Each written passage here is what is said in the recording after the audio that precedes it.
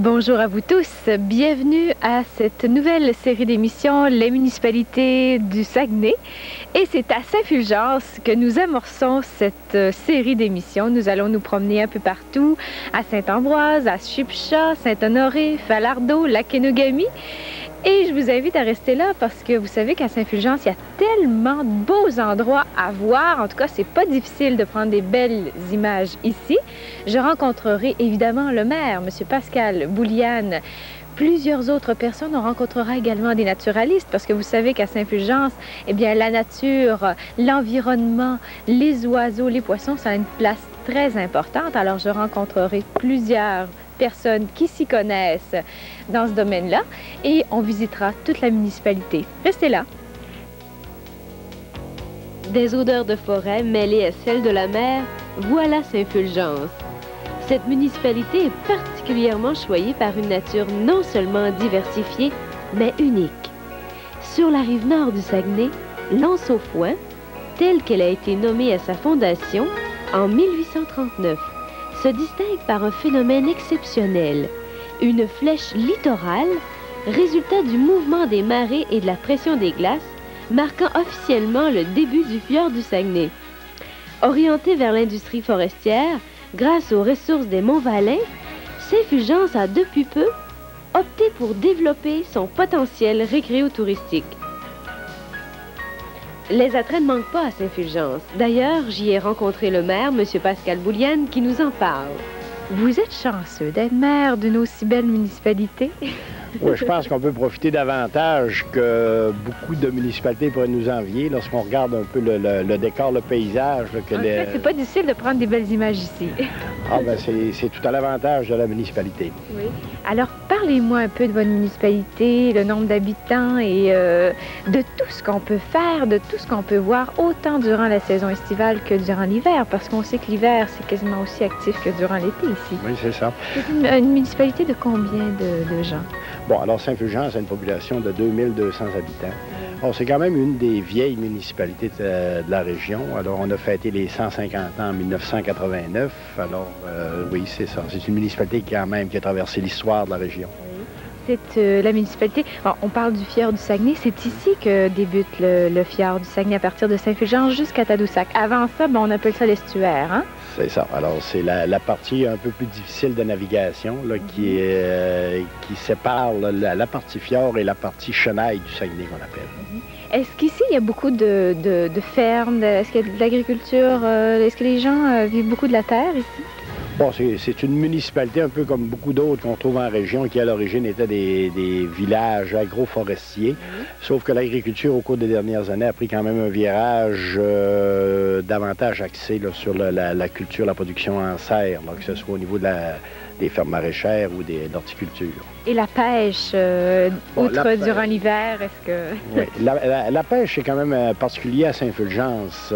Bon, c'est ça, d'autant certains diront que, bon, pour la pêche blanche l'hiver, il y a quand même différentes espèces là, que la population générale connaît. Mais également, Saint-Fulgence donne accès à de vastes territoires, qu'on pense entre autres à la ZEC Martin-Valin, qui est une des plus grandes ZEC de la province, avec ses nombreux lacs. Alors, c'est quand même un territoire, et pour la chasse et pour la pêche, qui a quand même beaucoup d'attrait. On parle aussi du tourisme de plus en plus ces dernières années qui est en constante progression. Saint-Fulgence en profite sûrement également parce qu'il y a tellement de beaux coins à voir. Alors, parlez-moi un peu des infrastructures que l'on peut... on pense à l'Auberge à Tourelle, on parle aussi du domaine La Futaie. En tout cas, il y a plein d'autres endroits où les gens peuvent héberger ici. Il y a beaucoup de touristes. Oui. Bon, alors à Saint-Fulgence, on tente avec un certain succès quand même là, à ouvrir là, sur un virage récréo-touristique sur 4 saisons. Alors, il y a quand même la pêche blanche là, depuis un certain nombre d'années avec ces 500 quelques cabanes à pêche. Alors, on a l'occasion de voir ici à nos pieds pratiquement. Et il y a également là, toute la gamme d'activités. Lorsqu'on parle de 4 saisons, là, à partir de l'arrivée des bernaches fin avril, début mai. Alors, vous avez l'ouverture de Parc Cap-Jaseux qui s'enchaîne par la suite. Vous avez le domaine de La Futaie qui également opère 12 mois par année. Il y a le centre d'interprétation et de réhabilitation des oiseaux. Alors, il y a la maraîchère également, qui est quand même bien connue comme produit touristique. Alors, l'auberge Tourelle, bien sûr. Alors, c'est toute une gamme d'activités qui sont intéressantes, qui collent un peu à l'image qu'on veut produire lorsqu'on parle de Saint-Fulgence.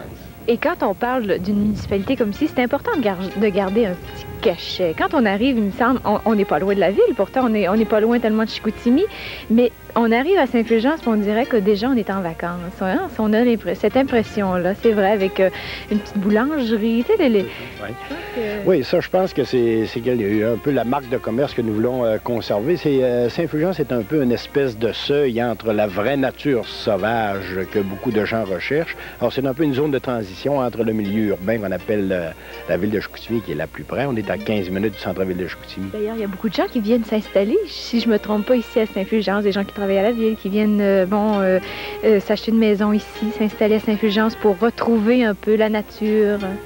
Oui, il y a eu quand même ce mouvement-là qui s'est amorcé là, au début des années 80. Là, on pense entre autres en bordure de la rivière Valin, le secteur Valin. Et depuis quelques années déjà, là, on sent une pression. Là, beaucoup de gens, là, de villégiateurs qui transforment petit à petit leur résidence estivale en résidence annuelle. Oui.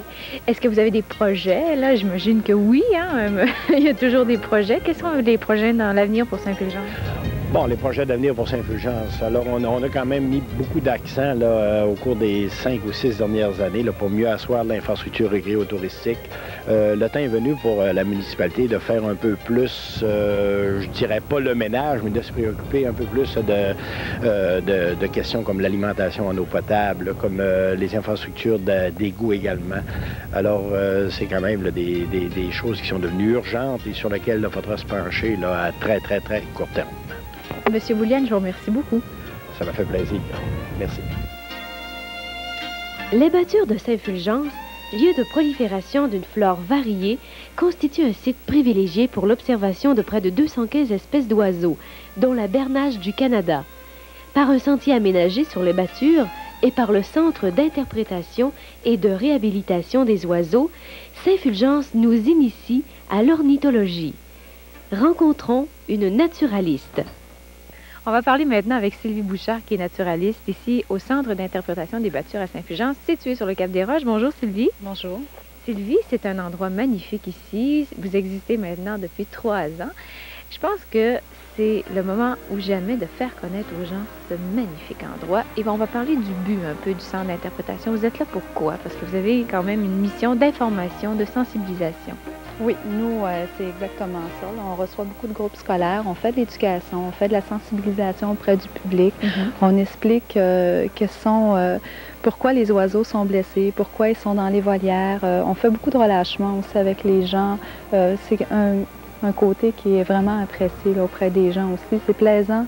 On les soigne, puis les regarder partir, c'est vraiment merveilleux, ça aussi. Oui, parce qu'il faut expliquer ça. Vous soignez les oiseaux et par la suite, quand ils sont capables de retourner dans leur milieu naturel, vous les laissez repartir, c'est ça, hein? Oui, c'est ça.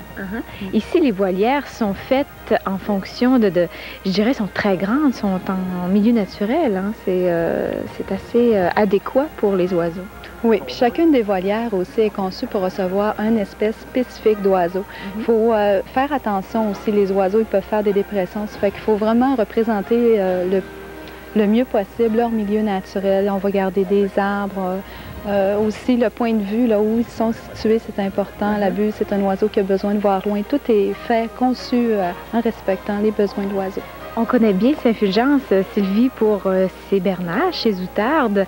À chaque année, il y a une journée qui s'appelle la journée de la bernache. Et d'ailleurs, on dit ces derniers temps qu'elle demeure de plus en plus longtemps. Est-ce que c'est vrai? Oui, c'est vrai. On s'explique encore mal pourquoi, là, mais l'an passé, on en a eu à peu près 800 pour la période estivale. Puis d'année en année, ça a commencé par 2 peut-être, voilà plusieurs années qui sont demeurées pour l'été. Maintenant, on est rendu à 800. Cette année, on ne le sait pas encore. On a une certaine proportion d'arrivées, là, mais ça s'ajoute là, de jour en jour. Et ici, à Saint-Fulgence, je dirais que le milieu est très bien pour les oiseaux. Bon, ici, les battures pour la nourriture, c'est parfait pour les oiseaux. Pour ceux qui viennent, d'ailleurs. Ah oui, il y a beaucoup d'espèces d'oiseaux. Là, on a dénombré tout près de 215 espèces là, qui viennent ici. Puis, On explique aux gens, ici au centre d'interprétation, on a des mangeoires, puis même les gens, eux, qui viennent ici, voient les oiseaux, puis repartent aussi. On repart avec une espèce de sentiment de bien-être. C'est reposant, puis on apprend, c'est instructif. Oui, parce qu'on apprend beaucoup. Tout à l'heure, je vous écoutais auprès des jeunes. Vous leur donnez beaucoup d'informations et vous recevez des groupes scolaires régulièrement ici. Alors, je pense qu'ils aiment bien leur journée. J'espère. Oui, on aime beaucoup aller chercher une clientèle d'enfants, surtout au préscolaire, là, parce que c'est des enfants, c'est la richesse, hein, c'est nos futurs adultes de demain. Ça les sensibilise et puis pour plus tard aussi. Sylvie, quand on arrive ici, bon, on peut avoir vos commentaires. Est-ce qu'on peut avoir les commentaires de naturalistes quand on fait le sentier ici, d'interprétation? Oui, c'est toujours accompagné. La visite est toujours accompagnée d'un guide naturaliste où il explique les mœurs, les habitudes des oiseaux, pourquoi ils sont là. Puis ça, c'est vraiment quelque chose qu'on préconise avant tout parce que tout seul, on n'a pas la même richesse que quand on est accompagné d'un naturaliste. On parle de la végétation aussi, pourquoi les oiseaux ils viennent ici, c'est pour une raison bien spécifique. Ça fait qu'on en discute aussi. Et l'argent que vous amassez ici, c'est pour la bonne cause des oiseaux. Je pense que ça sert à de l'information, à de la recherche, à la nourriture. Hein? Oui, absolument. Au point de vue éducatif aussi, organiser nos activités au niveau du scolaire, puis à la nourriture pour les oiseaux. Il y a 6 naturalistes présentement ici, pendant tout l'été? Oui. Oui. Bon, on vous souhaite un bel été. Merci. Et bien sûr, est-ce que vous êtes ouvert pendant toute la saison automnale aussi? Oui, on est ouvert là, du 15 mai au 15 septembre, de 8 h le matin à 8 h le soir. Puis il y a toujours quelqu'un qui va vous accueillir. Puis les visites dans les sentiers se font aux heures. Et le point de vue, les gens le verront présentement en haut. Il est magnifique, hein? Ah oui, superbe. Merci, au revoir. Ça fait plaisir. Lieu de recherche et de découverte, le parc du Cap-Jaseux s'inscrit parfaitement dans le décor imposant qu'offre le fjord du Saguenay. Là où l'eau et les montagnes se sont entrechoquées, créant ainsi le royaume du Saguenay tant recherché. Situé entre ces murailles escarpées, le parc Cap-Jaseux, haut lieu de plein air et d'apprentissage, nous est accessible soit par mer ou par terre. Arrivé à destination, une panoplie d'activités et de services s'offrent à vous. Camping sauvage, kayak de mer, randonnée pédestre, un centre d'interprétation, des activités scolaires, un très beau camp de vacances et bien sûr des croisières sur le Saguenay. J'ai rencontré d'ailleurs le responsable des camps de vacances et le capitaine du Gaïa. Eh bien, on sait que pour les jeunes, un camp de vacances, c'est magique, c'est merveilleux. Ils s'en souviennent pendant toute leur vie. Et on va parler de camps de vacances qui ont lieu ici au Cap-Jaseux, au parc du Cap-Jaseux. Et on sait qu'il y a plein d'endroits au Saguenay-Lac-Saint-Jean où il y a de très, très beaux sites. Mais ici au Cap-Jaseux, je pense qu'on est bien gâtés. Michel Martineau, vous êtes responsable de ces camps de vacances. Bonjour. Salut Marie-Christine. Alors, c'est vrai qu'ici, je pense que l'environnement et le camp de vacances que vous offrez est bien particulier. C'est un camp de vacances, je dirais, très nature, avec des caractéristiques bien précises. Hein? C'est un camp assez exemplaire au niveau du Québec parce que nous avons différents domaines. On touche la faune, la flore et le milieu aquatique qui est le fjord, qui est une de nos forces. Alors, les jeunes repartent d'ici avec la tête remplie d'informations, de renseignements sur la nature. C'est beaucoup sur la nature aussi, mais nous, le camp de vacances ici, c'est axé beaucoup sur l'autonomie et le dépassement de l'enfant. On donne beaucoup de responsabilités à l'enfant, comme de l'escalade de rochers, par exemple. Du canon... Les parents ne sont pas inquiets quand vous leur dites ça, qu'ils vont escalader des rochers? Les parents nous ont vu aller, par exemple, au centre sportif à l'université, et là, ils ont compris que c'est très sécuritaire, c'est encadré avec des éducateurs spécialisés en plein air. Et ils sont pas inquiets, ils sont même jaloux, je crois, de ne pas pouvoir participer à un camp comme ça. Oui, parce que je disais tout à l'heure, un camp, on se rappelle de ça toute notre vie. Je pense que les jeunes, c'est quelque chose de particulier. C'est à partir de quel âge et jusqu'à quel âge que les jeunes peuvent venir en camp de vacances? OK, ici, durant l'été, il y a trois groupes d'âge. Il y a les 8-10 ans pour 5 jours. Il y a les 11-13 ans qui viennent ici pendant 7 jours. Et le nouveau forfait de cet été qui est très remarquable, un 14 jours pour les 14-16 ans. On part en expédition pendant 2 semaines. On se retrouve à Tadoussac à la fin du périple. Ah oui, est-ce que vous faites ça par les sentiers pédestres ou par l'eau? De quelle façon? En canot? C'est ça, c'est forfait multiple qu'on appelle. On est ici au camp de base au Cap-Jaseux de 3 à 4 journées et le reste du temps, on est en expédition en rivière, en canot camping dans les rapides. Et on se retrouve à un moment donné à la baie Sainte-Marguerite avec les rassemblements de Béluga. Et on termine l'aventure en randonnée pédestre dans le parc Saguenay. Et la dernière journée de tout, pour clôturer le bal, une randonnée, une excursion en voilier à Tadoussac pour voir les grands mammifères marins. Oh bien, c'est des vraies vacances, des grandes vacances de luxe, je dirais, pour ces jeunes-là. Ici, c'est maintenant la 3e année d'opération pour ce style de camp de vacances-là. Je pense que ça répond à une demande parce qu'il y a énormément de jeunes. Alors, il y a une demande, il y a des parents qui offrent ça à leurs jeunes. Effectivement, Marie-Christine. Ce qui arrive, c'est qu'au niveau de l'Association des camps du Québec, OK, nous sommes accrédités. Et les parents envoient les enfants très loin dans les camps spécialisés en plein air, mais maintenant, ils n'ont plus besoin. Les gens de Québec et de Montréal envoient les gens ici, au Saguenay. Alors, c'est ça qui fait une de nos forces. Au niveau du plein air aventure comme ça. On ne joue pas au ballon prisonnier, nous, on fait de l'expérience et de l'aventure plein air. Est-ce que les gens d'ici le connaissent, ce camp-là? Est-ce que vous gagnez à être connu encore davantage? Bien, regarde, cet été, ce qui est arrivé par rapport à il y a 3 ans, on a triplé encore une fois cette année au niveau de clientèle. Eh bien, on vous souhaite toujours cette augmentation-là parce que je pense que c'est un beau moment pour les jeunes. Merci beaucoup, Michel Martineau, de ces informations. Au revoir. Merci beaucoup. Bye-bye.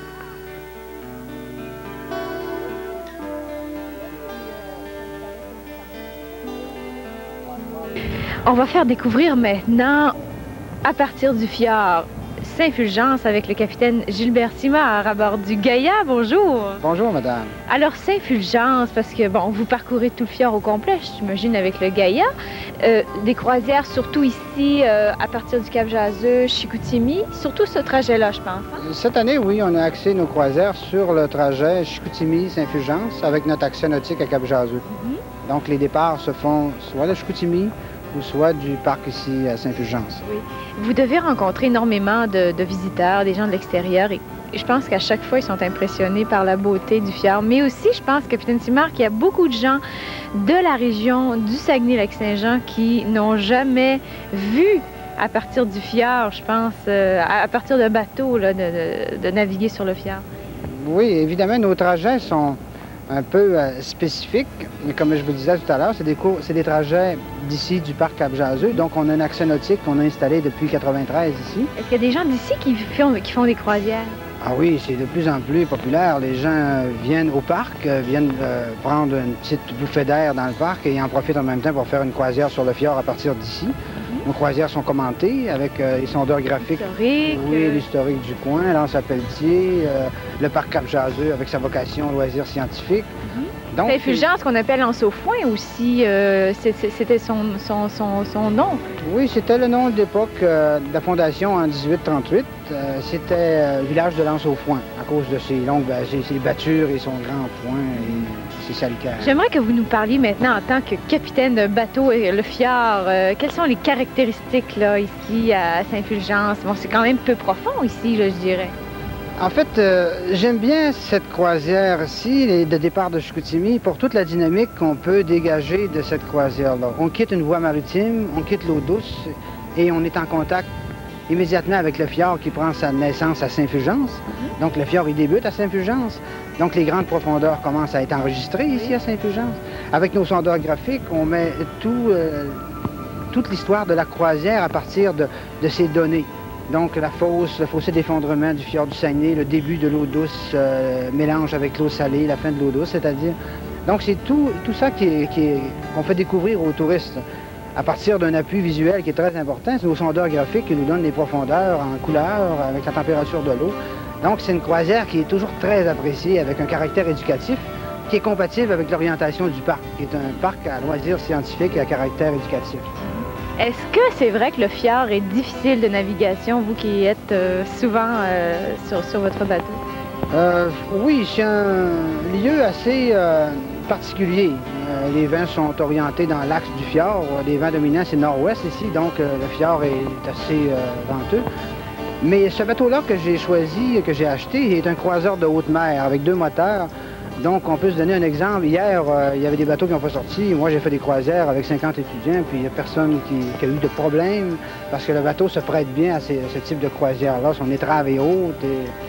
même il est beau à voir passer dans une mer de 5-6 pieds. Ben, je vous souhaite une très belle saison, Capitaine Simard, et plein de touristes pour découvrir ce magnifique endroit, le magnifique plan d'eau, le fjord du Saguenay. Au revoir, merci. Merci, au revoir. Le parc du Cap Jaseux et le sentier du Cap des Roches nous permettent un coup d'œil fabuleux sur le fjord, alors que le territoire des Monts-Valin constitue une richesse pour les amateurs de chasse et de pêche. Un milieu très attrayant qui ne demande qu'à être apprécié. Je vous présente maintenant un passionné de la nature et quelqu'un qui adore Saint-Fulgence, François Guillot, et j'ai rencontré également le directeur du parc Jaseux, M. Régent Pilote. Eh bien, je vous présente François Guillot, qui est un réel amant de la nature. Et pour réaliser cette entrevue, on est ici au parc du Cap Jaseux. Bonjour, François. Bonjour, Marie-Christine. En face du fjord, que vous connaissez, je dirais, très bien. Oui, le fjord que j'adore et que je commence à Et que vous faites découvrir aussi aux gens, aux touristes, parce que vous avez une compagnie d'aventure, en fait, c'est Québec hors circuit. Vous êtes également vice-président ici au parc du Cap Jaseux et résident à Saint-Fulgence depuis maintenant quelques temps. Et je pense que vous adorez Saint-Fulgence. Oui, c'est une des raisons d'ailleurs pour laquelle j'ai choisi Saint-Fulgence. C'est la proximité de Chicoutimi et en même temps, eh bien, c'est, je crois, une porte d'entrée pour le fjord merveilleuse et je voulais absolument me rapprocher du fjord du Saguenay le plus possible tout en demeurant près des commodités, si on veut. Donc, je m'y plais très bien. Et quand on parle de Saint-Fulgence, on parle de la ZEC Martin-Valin aussi, parce que Saint-Fulgence, c'est pas seulement que le village de Saint-Fulgence, c'est beaucoup plus vaste que ça. Alors peut-être, je pense que tu es bien placé pour nous décrire un peu tout le territoire de Saint-Fulgence. Oui, bien, ou L'Anse-au-Foin aussi, qu'on peut appeler. J'aime beaucoup l'appellation L'Anse-au-Foin, évidemment. C'est l'ancien nom de Saint-Fulgence. En fait, Saint-Fulgence, si on veut, je ne veux pas trop m'aventurer dans les cadastres et les limites géographiques, mais ça s'est délimité beaucoup par le Mont-Valin lui-même, ensuite la rivière Valin, si on veut, du côté ouest. Et à l'est, là, c'est plutôt du secteur la Syrie, qu'on appelle le Moulin Murdoch anciennement. Maintenant, Québec hors circuit vend le fjord du Saguenay beaucoup dans toute sa longueur, mais à Saint-Fulgence, principalement, on fait beaucoup de choses du côté des Monts-Valin. Oui. En hiver, bien sûr, avec le ski hors piste, des choses comme ça, mais en été, on va dans le secteur du Mont et même plus dans le secteur de la ZEC Martin-Valin. Il y a les pourvoiries aussi dans ce secteur-là pour le vélo de montagne, la pêche et d'autres activités extérieures. Et quelle est la clientèle de Québec hors circuit, François? Est-ce que c'est, bon, je pense que c'est beaucoup de clientèle d'Européens, mais aussi des gens d'ici qui utilisent ces excursions un peu hors de l'ordinaire, je dirais. Oui, hors circuit, c'est le cas de dire. En fait, on a effectivement, je dirais, quand même une bonne partie de la clientèle qui est européenne, mais aussi une bonne partie québécoise. Au niveau, on a une clientèle adolescente, 18 ans, 19 ans, 17 à 19 ans, qui, elle, est à 100% française, européenne. Et on a la clientèle adulte qui est environ 60% française et 40% québécoise. Et quand on parle des Monts-Valin, on parle surtout de clientèle française. Et quand on voit le fjord comme ça, les gens qui restent ici, on ne s'imagine pas qu'il y a autant d'infrastructures autour, hein, de plus en plus d'ailleurs, des sentiers. Je pense qu'il y a plein de choses à voir. Il faut vraiment y aller sur place pour qu'on sache que ça existe. Absolument, puis c'est incroyable comment il y a de gens de la région du Saint-Lac-Saint-Jean qui ne connaissent pas le fjord du Saguenay, et des gens même de Chicoutimi qui ne savent pas, qui ont un accès si facile, entre autres, peu importe la rive du fjord, mais ici, entre autres, à Saint-Fulgence, avec le parc Cap Jaseux, c'est l'accès le plus près de Chicoutimi avec lequel on peut avoir un accès au fjord. Et bon, avec la vue qu'on a là, je pense qu'on en est tout de suite, qu'on peut en être facilement convaincu. Et donc, les gens ont avantage à connaître ce coin qui est le fjord du Saguenay, on sait, est connu maintenant internationalement. Il a été coté 3 étoiles dans le guide Michelin français. C'est la plus haute mention. Ça signifie que quand un site est coté 3 étoiles, ça signifie que ce site-là vaut le voyage à lui seul. Il est unique, il y a des particularités vraiment uniques au monde, avec les belugas, avec plein de belles choses à voir. Merci beaucoup, François. Et merci de nous faire part de votre grande passion du fjord et de la région. Au revoir. On va parler avec le directeur du parc du Cap Jaseux. Et la première question que j'aimerais lui poser, bonjour Régent Pilote, pourquoi on appelle ça le parc du Cap Jaseux? Ben, c'est une longue histoire.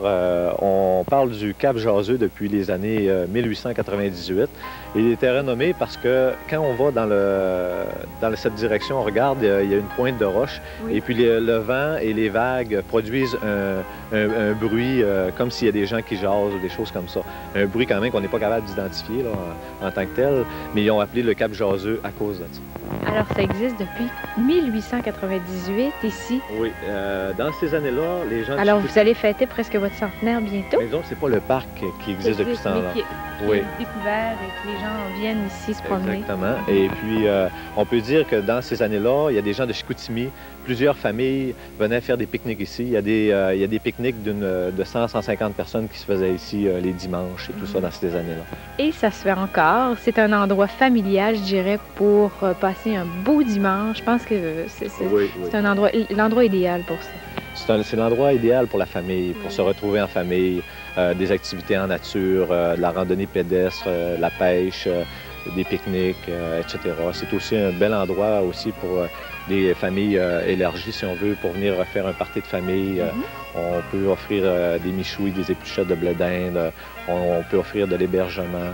Et il y a différentes activités comme des rallyes, des jeux de groupe, etc. Et vous avez beaucoup de projets aussi ici au parc du Cap Jaseux, je pense. Cette année, en tout cas, il y a eu des changements, il y a des projets. Hein? Et il y a eu un changement de conseil d'administration, ça fait pas longtemps. Ils veulent mettre des employés en permanence au parc. Et puis, il y a des mouches, en tout cas, à votre parc. C'est incroyable. Disons que c'est une année propice pour les mouches, disons, avec ce printemps tardif. Mais effectivement, on veut développer et rentabiliser ce parc-là pour qu'il soit en activité à l'année. Et puis, on est en train de faire notre programmation dans ce sens-là. À l'année. À l'année. Eh bien, ce serait formidable. Bon. Bien, merci beaucoup, Régent Pilote. Ça me fait plaisir. Vous avez un bel endroit. On invite toute la population régionale à venir ici. C'est facile à trouver. Oui. C'est pas loin et c'est agréable. Merci beaucoup et on invite tout le monde à venir nous voir. Merci. Merci. Saint-Fulgence, c'est aussi une table champêtre, de l'hébergement sur les flancs du Saguenay et l'hiver, bien sûr, la pêche blanche. À Saint-Fulgence, vous retrouverez plusieurs restaurants, dont la Maraîchère, là où la fine cuisine se marie dans un décor magnifique. Le domaine de la Futaie, où vous pourrez pêcher à volonté dans une ambiance tellement agréable.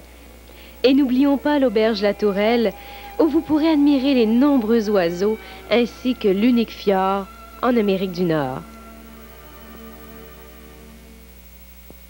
Je vous remercie de votre attention. Je suis certaine que vous avez appris plein de choses aujourd'hui, tout comme moi, sur la magnifique municipalité de Saint-Fulgence, ou si vous voulez, dites L'Anse au Foin. Il y a tellement de belles choses à voir ici. C'est une invitation à tous et à toutes. Et même durant les 4 saisons, il y a tellement de choses à voir ici. On se donne rendez-vous pour une prochaine émission sur les municipalités de ma région. On va visiter un autre beau coin. Au revoir, à la prochaine.